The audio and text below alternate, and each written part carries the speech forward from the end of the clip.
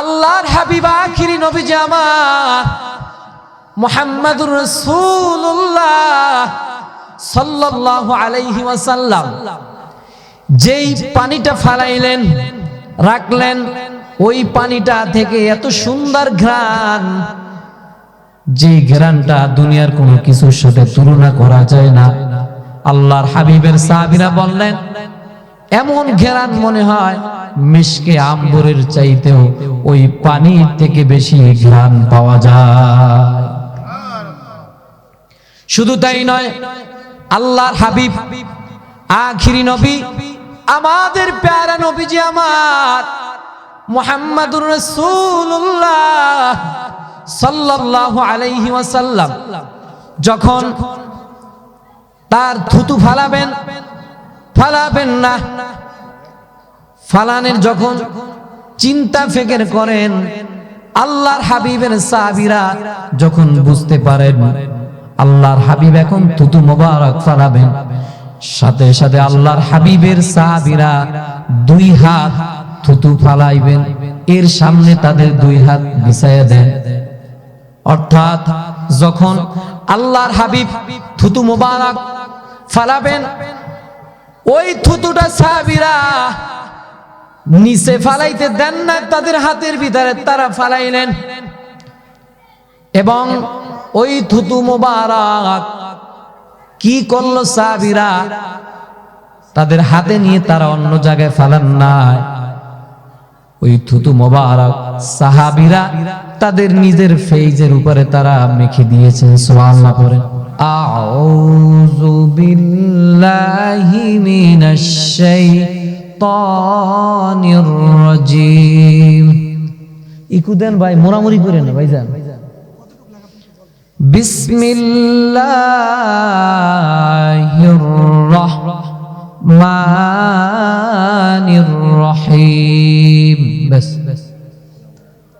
ওয়ামা আতাকুমুর রাসূল ফাখুযুহু ওয়ামা নাহাকুম আনহু ফান্তাহু।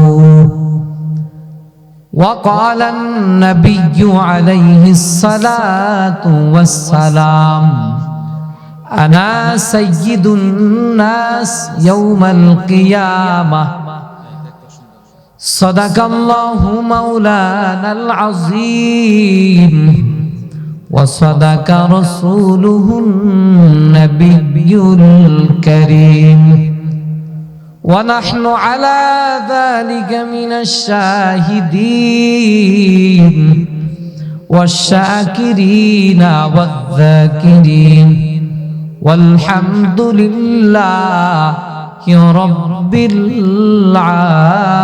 العالمين إن الله وملائكته يصلون على النبي يا أيها الذين آمنوا صلوا عليه وسلموا تسليما اللهم صل على سيدنا مولانا محمد وعلى آله مولانا কবর পথের যাত্রী তুমি, কয়দিন থাকবা দুনিয়া,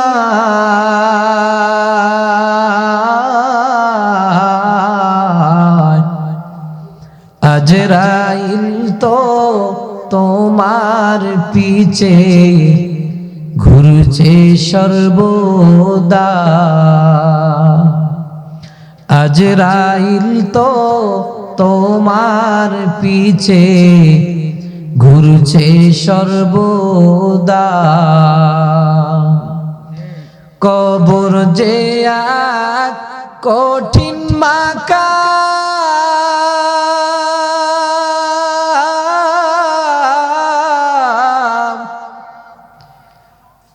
ঘুরছে তাহার পাপী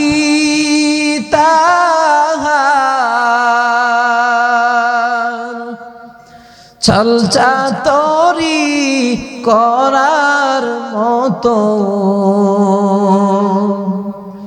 ছলচা তরি করার মতো উপায় থাকবে না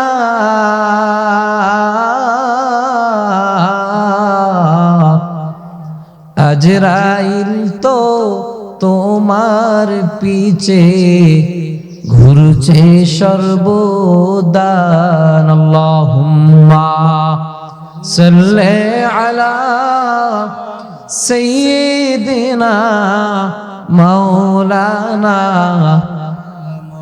ওয়া আলা আলি সাইয়্যিদিনা মাওলানা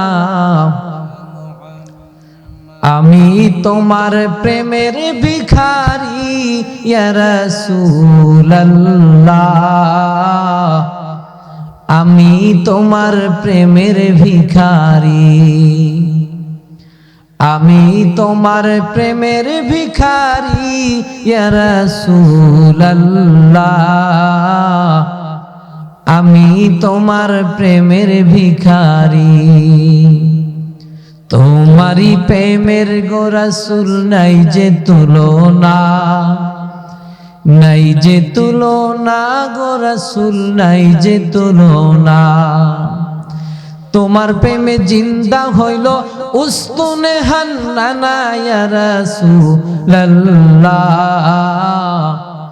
আমি তোমার প্রেমের ভিখারি আলহামদুলিল্লাহ আল্লাহ পাকের দরবারে লাখো কোটি শুকর সুজুদ জাল্লাহ রব্বুল আলামিন যিনি আপনাকে আমাকে এই জান্নাতি মজলিসে জান্নাতি বাগানে আসার ও বসার শোনার তৌফিক দান করেছেন শুকরাতান জবান ছেড়ে ইমানের আওয়াজ উঁচু করে সকলেই কালিমাতুশ শুকর আদায় করুন বলি আলহামদুলিল্লাহ লাখো কোটি দরুদ ও সালাম সাইয়্যিদুল মুরসালিন ইমামুল মুরসালিন খাতামুন নবিয়্যিন ওয়াল মুরসালিন হাবিবে কিবরিয়া আশরাফুল আম্বিয়া হাবিবে কাউসার আফতানে নবুওয়াত শাহানশাহে রিসালাত নূরে মুজাসসাম নূর আলা নূর শফিঈনা হাবিবিনা কুদওয়াতিনা মুহাম্মাদুর রাসূলুল্লাহ সাল্লাল্লাহু আলাইহি ওয়াসাল্লাম জাল্লা জাল্লা শানুহু বিনা দরখাস্তে তার হাবিব আমার দয়াল নবীর উম্মত হিসাবে আপনাকে আমাকে কবুল করেছেন আরেকটি বার বলে আলহামদুলিল্লাহ ভূমিকা ছাড়াই সরাসরি কথার ভিতরে চলে যাচ্ছে আমরা এমন একজন নবী পেয়েছি নিয়ে আসলেন আল্লাহর হাবিব ওযু করবেন এজন্য সাহাবীরা পানি নিয়ে আসলেন যখন আল্লাহর হাবিব ওযু করলেন ওযু করা শেষ আল্লাহর হাবিব চলে গেলেন যতটুকু পানি ছিল ওই পানিটা একটি গর্তের ভিতরে ফালায় দিলেন অর্থাৎ কূপের ভিতর যেই কূপের ভিতরে ফালাইলেন ওই কূপ একেবারে নিচে পানি ছিল যখনই আল্লাহর হাবিবের সোয়া পানি ওযুর পানিটা যখন ওই কূপের ভিতরে দিল পানিটা দিতে দেরি আল্লাহর হাবিবের মুজিজার কারণে নিচ থেকে উপর পর্যন্ত পানি এসে গেল শুধু তাই নয় আল্লাহর হাবিব আখিরি নবী আমার মুহাম্মাদুর রাসূলুল্লাহ সাল্লাল্লাহু আলাইহি ওয়াসাল্লাম যেই পানিটা ফালাইলেন রাখলেন ওই পানিটা থেকে এত সুন্দর ঘ্রাণ যে ঘ্রাণটা দুনিয়ার কোনো কিছুর সাথে তুলনা করা যায় না আল্লাহর হাবিবের সাহাবীরা বললেন এমন ঘ্রাণ মনে হয় মিশকে আম্বরের চাইতেও ওই পানির থেকে বেশি ঘ্রাণ পাওয়া যায়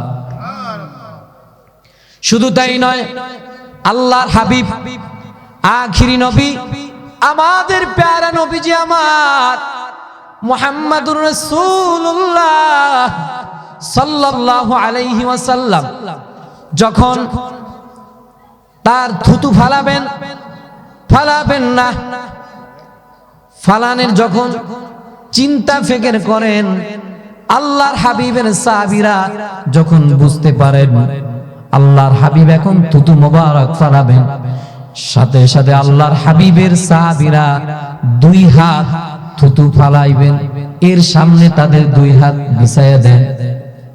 অর্থাৎ যখন আল্লাহর হাবিব থুতু মোবারক ফালাবেন, ওই থুতুটা সাহাবীরা নিচে ফালাইতে দেন না, তাদের হাতের ভিতরে তারা ফালাইলেন এবং ওই থুতু মোবারক কি করলো সাহাবীরা, তাদের হাতে নিয়ে তারা অন্য জায়গায় ফালান না, ওই থুতু মোবারক সাহাবীরা তাদের নিজের ফেইজের উপরে তারা মেখে দিয়েছেন। সুবহানাল্লাহ পড়েন। আল্লাহর হাবিবের সাহাবীরা ওই থুতু মোবারক যখন তাদের ফেইজে যখন লাগাইতেন, যারা লাগাইছেন 60 বছর 70 বছর 80 বছর হয়ে যায়, তারপরও আমার ভাইরা যারা যারা মাখাইছেন ওই সাহাবীরা, মানুষ আস্তে আস্তে বয়স্ক হয় কিন্তু বয়স হয়ে গেছে, তারপরও তাদের দ্বারা বোঝা যায় না বয়স্ক। সুবহানাল্লাহ পড়েন। এর একটাই কারণ, আল্লাহর হাবিব আখিরি নবীজি আমার মুহাম্মাদুর রাসূলুল্লাহ সাল্লাল্লাহু আলাইহি ওয়াসাল্লাম নবীজি আমার তার থুতু মোবারক ওই যে ফালাইলেন, ওই থুতুটা তাদের ফেইজে দিলেন, এর কারণে তাদের ফেইজের ভিতরে তিনি যে বয়স্ক এই জিনিসটা তাদের ভিতরে দেখা গেল না। সুবহানাল্লাহ পড়েন। শুধু তাই নয়, অসংখ্য নজির আল্লাহর হাবিব আমাদের প্যারা নবী বিনা দরখাস্তে তার উম্মত হয়েছে আপনি আমি। যেই নবীর চেহারা মোবারক শুধু দেখছেন, কার্যক্রম দেখছেন, দেখা সত্ত্বেও অনেক ইহুদিরা আল্লাহর হাবিবকে দেখে মুসলমান হয়ে গেছে। সুবহানাল্লাহ পড়েন।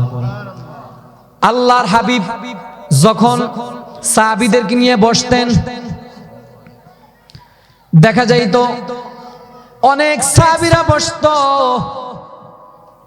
আল্লাহর হাবিব তিনি লক্ষ্য করে দেখতেন ওই সাহাবীদের ভিতরে একজন যুবক ইহুদি তিনিও বসতেন। একদিন, 2 দিন, 3 দিন, 5 দিন যখন বসতেন, শুধু বসতেন এতটুকু নয়, আল্লাহর হাবিবের জুতা মোবারক, ওই জুতা মোবারক ওই ইহুদি যুবকটা তার বুকের সাথে লাগায় রাখতেন, কারণ এই জুতাটা পরতেন তিনি হচ্ছেন আখিরি নবী আমাদের প্যারা নবীজি আমার। সুবহানাল্লাহ পড়েন। 1 দিন, 2 দিন, 5 দিন যখন ওই ইহুদি ছেলেটা, যুবক সন্তানটা 2 দিন 5 দিন পরে হঠাৎ করে একদিন অসুস্থ হয়ে গেল, আল্লাহর হাবিব ডানে বামে তাকাইতেছেন, সাহাবীদেরকে দেখা যায় কিন্তু ইহুদি যুবকটাকে দেখা যায় না। আল্লাহর হাবিব সাহাবীদেরকে বললেন, ও সাহাবীরা, যেই যুবকটা আমার সামনে বসতো, তোমাদের সাথে বসতো, ওই যুবকটা কোথায়? সাহাবীরা বললেন, ইয়া রাসূলুল্লাহ, ইয়া হাবিবাল্লাহ, শুনেছি তিনি নাকি অসুস্থ এবং মৃত্যুর কাছাকাছি চলে গেছেন, এতটা অসুস্থ। আল্লাহর হাবিব বললেন, ও সাহাবীরা, চলো চলো, আর দেরি করো না। ওই সন্তানটা, ওই যুবকটার বাড়িতে আমরা সবাই চলি। আল্লাহর হাবিবের আদেশ অনুযায়ী আল্লাহর হাবিবের সাহাবী এবং আল্লাহর হাবিব চলে গেলেন ইহুদির বাড়িতে। আল্লাহর হাবিব যখন গেলেন, জান্নায় কাছাকাছি। ওই যুবকটা যখন দেখলো যেই যুবকটা অসুস্থ, আল্লাহর হাবিবের চেহারা মোবারক দেখার সাথে সাথে শোয়া অবস্থায় তিনি দাঁড়িয়ে গেলেন। সুবহানাল্লাহ বলেন।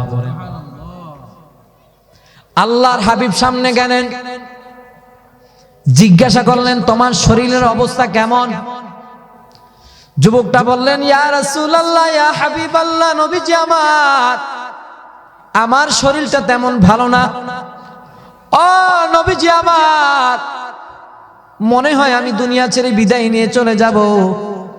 নবীজি বললেন যুবক, তুমি বিদায় নিয়ে চলে যাবা, কিন্তু কিয়ামতের দিন তোমার কোনো উপকার আমি করতে পারবো না। এর কথার মানে কি?